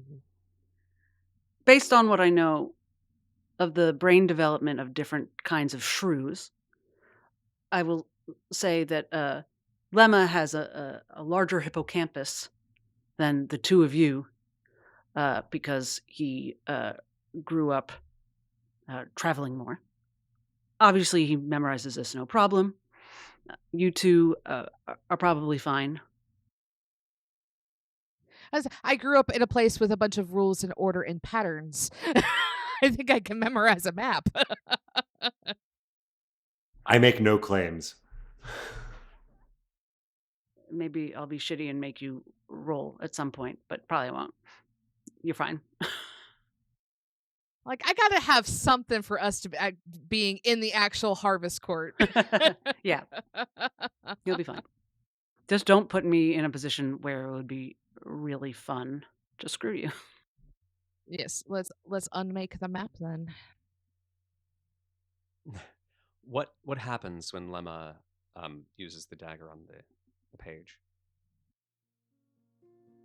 Nothing happens. There are no magically significant words that you traced. What are you expecting to happen? I'm expecting it to unmake what was drawn or written, but I guess it's not. Doesn't work quite like that. It doesn't erase all reality. It would be very hard to carry if it did. But it's something written down. I think that's why Right. it was assumed that it would do that. It was not something I did lightly. It was a very it interacted with a poet's blood. This miracle item that was created on the spot for a specific use and then cut you. But it doesn't etch a sketch unless what you wrote was magical, but as we know, what the Book of Belvedere creates is not magical. Like the items it creates are specifically not magical or illusory. Okay, fair enough. So it does cut the paper. It is sharp, since it did cut you pretty easily. Right. I guess just tear it up and throw it on the hearth. So Lemma, slightly disappointed, has learned something about how this dagger works. Instead, Lemma picks up both halves of this page and uses the spell Wild Flame on it.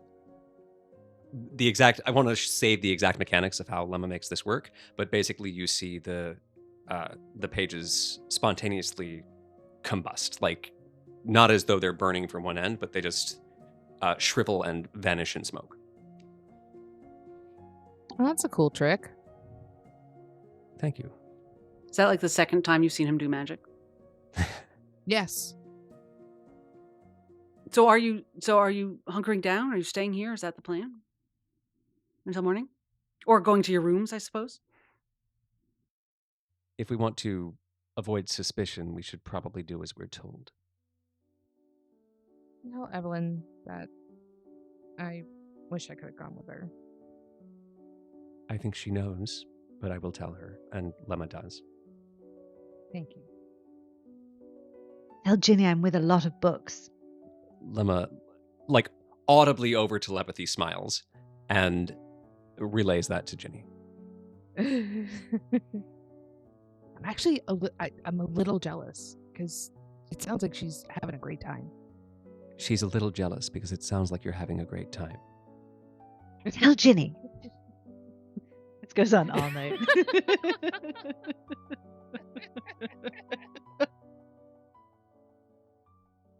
Right before you leave the study and separate, OrLeon, you feel a by now familiar but probably still unsettling rumble in the roots of your mind, and you hear, OrLeon, do you hear me? Is this...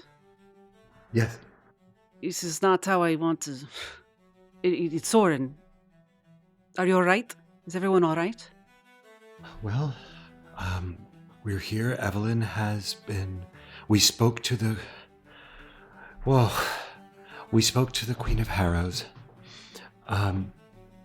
She knows most of what we know. They're keeping us here tonight. You know what, OrLeon? OrLeon, I'm going to stop you. The less I know, the better. I just want to know if you're all right, or if there's anything you need from me, and I was going to tell you one or two things. Are you all right? We are physically safe right now, and we will know more tomorrow. 3 of us are separated from Evelyn, so if something happens where I can't communicate with you, you should know that, I suppose, that Evelyn is separated from the 3 of us for now. Okay. Is she in the castle? Yes, everyone's in the castle.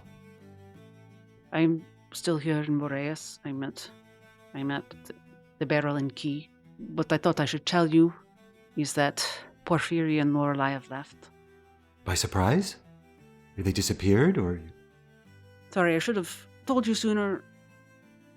I sort of put off doing this. It is strange for me. Lorelei is having a difficult time with Kiva's death and also being in a city like this, so the noise and all the people, she very much wanted to go back and find Kiva's body, and Porphyry is taking her.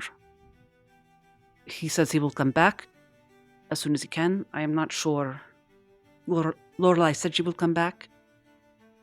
They asked me to tell you all because she didn't want... It's just hard for her. Of course it is. I think she was worried that people wouldn't understand, would be hurt or angry. She kept just saying, I need to touch her face. You should still be able to reach them, like this. Yes. Yes. But I'm still here.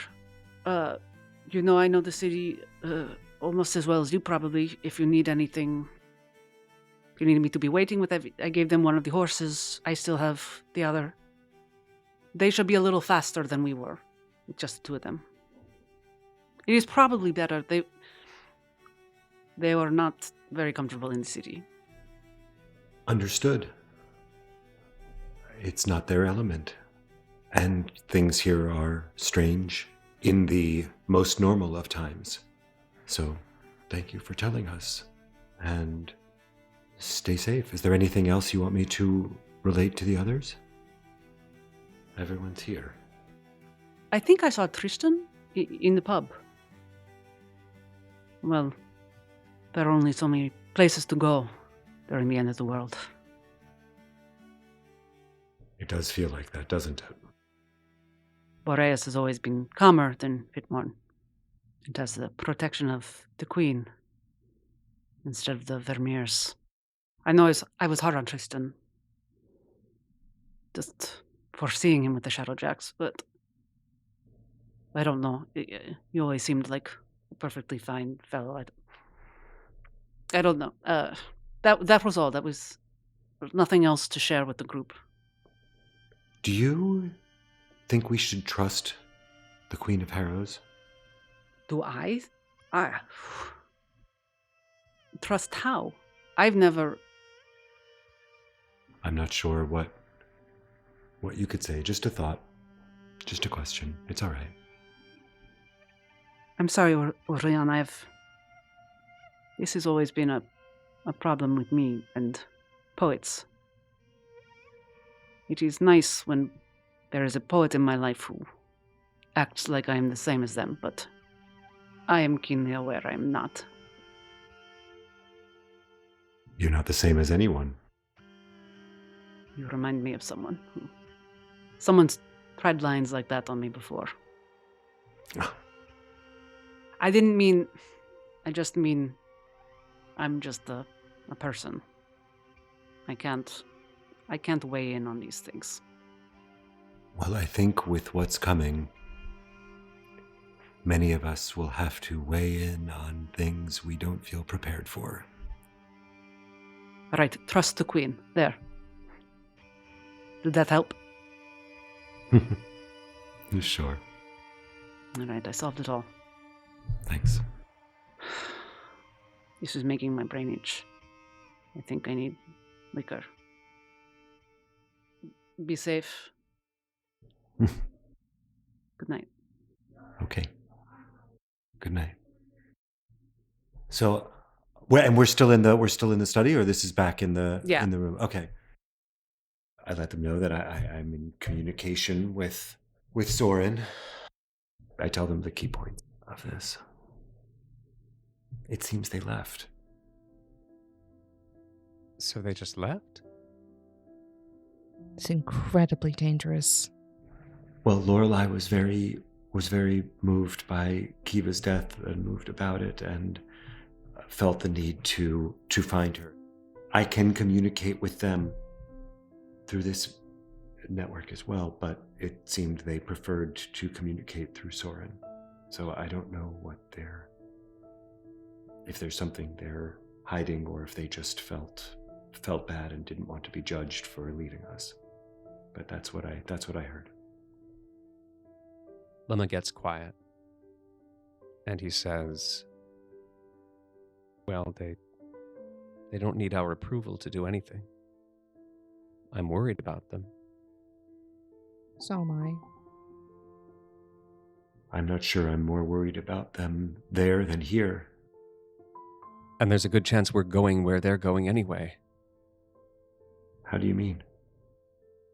Well, if they're going where Kiva died, they're going near the Sallow Ring. So I presume after that you do go to your rooms. We are in the library with Evelyn. I'm going to tell you right off the bat some useful books that you find. With all of your features and experiences, it wouldn't be a roll. Yeah. What you do with them is up to you. I'm going to guess you're going to spend most of your time in the rarer section. Oh. But first, on your way there, you see an Inferis dictionary and an Elven dictionary, which you realize the books in the rarer section that have, the spines are written in languages you don't recognize, are very similar to those. So if you grab those and bring them with you, flipping through them, you're able to decode a couple of things, and you notice a pair of books, pair of thick volumes, different colors, but obviously part of a set, that are out, like on top of the shelves. They're each in a different language, which it looks like Inferis and Elven. And flipping through the text, you see that the one that is Inferis is called The Tongue of Fate, and the one that is Elven is called The Tongue of Chaos. These are dictionaries of the Proto-Elven, the Proto-Inferis, that are the language of the gods. I want to take these books. You should want to. I think I'm wearing a bathrobe. So I will, do I have anything that I can do? I don't think I do. I will attempt to secret them on my person in some way. It's probably going to be finesse, huh? All right, please make a roll. Okay, well, I still have a rally die, which I will use. That's good. 16 with fear. All right. No alarms sound or anything. You have no idea. What was the number? Sorry.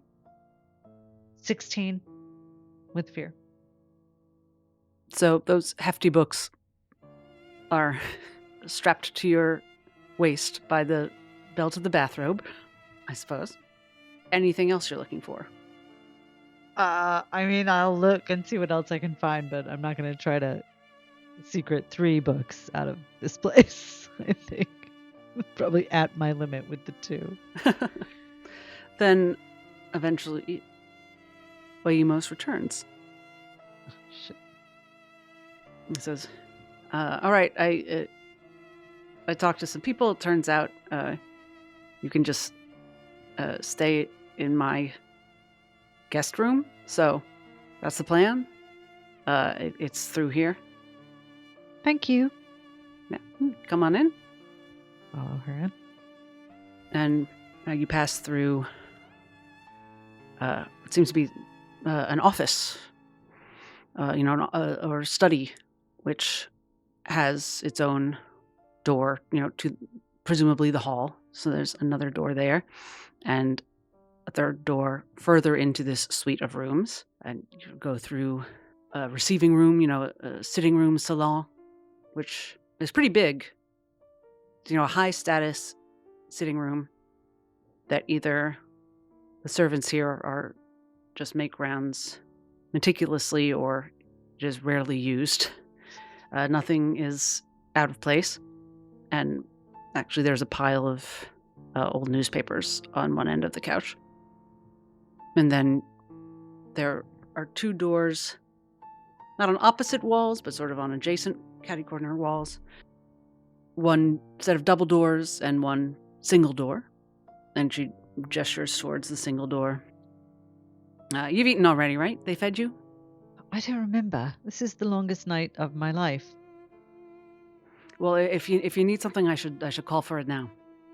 No, I don't want to be any bother. All right, great. I'm supposed to lock you in there. There is a chamber pot. You want some water, some wine? Some water, please. Great. There should be a carafe in there. If you need anything, ring there's a bell pull. I'll hear it, as well as the steward. So, I'll come to make sure you're not dying from a fire or something. And in the morning, you'll go have a nice breakfast with the queen, I'm told, and everything will be fine. Will I see my friends again in the morning? That's the plan, as long as you don't do some crazy poetry and break out and murder me in my sleep. If you just go in there and go to sleep and you're there in the morning, then we're all good. Thank you. Not a problem. She immediately dictates to Lemma the layout of every room she's just passed through, where the doors are, etc. And ends it by saying, she's locking me in here for the night and we're to have breakfast with the queen in the morning. Can you give me a perception type roll? I rolled a 12 with hope, and I rolled my strange patterns die, but I don't have any stress to clear or hope to gain, so. The total was 12? Yes. Okay, take your hope. Yeah, nothing. You successfully recount all the details that we've discussed. As you go in to your little room, which is perfectly nice, there's a little desk. I assume you take out those books. The first thing I do when I go into the room is use arcane door. Runic lock on the door of the room, so that only I can open it. Great. Love that. There is a way to break it, but it takes an hour and you have to be able to use magic. So, but nobody should be able to walk in on me. Great. Then I open the books. You realize quickly that these are magical items. Oh. Just to cut to the chase, if you spend some time with them now, you will just know these languages. That would be one of your downtime actions. Yeah, I'm spending that time with them. This is the most exciting thing that's happened to Evelyn so far, including freeing Glory. This is, yes. I'm going to say you can use a downtime action to learn one of these languages. And then you could use both downtime actions to learn both of them, but you get 2 downtime actions, so it's up to you. Yeah, or you could learn the second one later. I'll definitely use both downtime actions to learn both. Okay. So you learn both, and you realize Oimos is the tongue of chaos, the Proto-Elven that means path or way. She shares that with Lemma, just excitedly. Yeah. Her name is The Way. And she said it was old-fashioned because in it's spelled Oimos, and in... That is striking me for some reason. Did you say that earlier in the session about something else? On the map, the suite is labeled The Way. So that's her library. In modern Elven, it's pronounced Emos, that OI. That's why Oimos is old-fashioned. Elven is Greek. You'll hear less of it than in Ferris, because I studied Latin and not Greek. For each in your separate rooms, any downtime actions? Other than, like, healing and restoring? Any downtime actions worth mentioning? I pull some letters out of my bag. They're all unanswered. These are letters from home. My father writes to me. And I read the last one that he wrote. And I pull out a sheet of paper, not as glamorous as any of Lemma's, but I write him a note back that says, I am pleased to hear of Chip and Shauna and Millie and Alexander's upcoming fasting. I hope you and Mother are well. And I just sign it, fold it back up, and shove it back into the pile. And who are those 4 people to you? who are being fasted. Alexander is my cousin, who I saved during my kindling. Mm. Millie is an old childhood friend who has been enamored with Alexander since we were very small. Chip and Shauna were my best friends until we were 10. Harvest time is coming up, so almost time for the festival again. And my family being part of the Council of Elders, I get to know about all the ins and outs and comings and goings, so they like to keep me up to date, even though I'm not there. So. It sounds like those are two good matches. They will have long and happy lives. Do you think your parents are trying to rub it in a little bit, or telling you about that they think this is what you're missing? My father has no illusions that anyone would be pleased to be matched up with me. His family was not originally from Horns Bend, so he gets a little bit of the outcast treatment, a little bit, but not nearly to the extent that I do. Although it breaks his heart, he didn't expect that any decision like that would have been made for me. Is that what Ginny thinks? Not just that she doesn't want to be matched, but that no one in Horns Bend would want to be matched with her? A little column A, a little column B. Why would I want to be matched with anybody who looks at me with scorn behind a smile? And why would anybody want to be matched with the outsider? Sweet dreams to me. I set aside Mariana's shield, make sure it's all nice and shiny, and I wonder what the draftsman has in store for us in the morning. And I go to bed. Lemma is going to sit up for a brief time, both to listen for Evelyn, but also he's going to perform one of the meditations that he was taught with the elegists in a different way than he used to. He finds himself, the words and the movements are comforting and familiar, but also he finds himself looking at it from outside as though he's an anthropologist of his old life. And he also spends some time sewing, just stitching up the damage in his armor and his clothing from the journey. So he's healing stress and he's repairing his armor. As long as Lemma is up and listening, Evelyn is talking about what she's reading in these books. Until he says, I'm doing something. I need you to be quiet. He never says that. OrLeon sits in his room, shuts the door, sits on the bed, breathes into the silence, and the thought that all of this activity, that all of this fear and hope and chaos and madness has overwhelmed, the thought comes back now in the calm, and that thought is Cosmene. He wants to reach out to her. He sits and thinks and can find no words. So he sends, he thinks, he gives up and goes to sleep.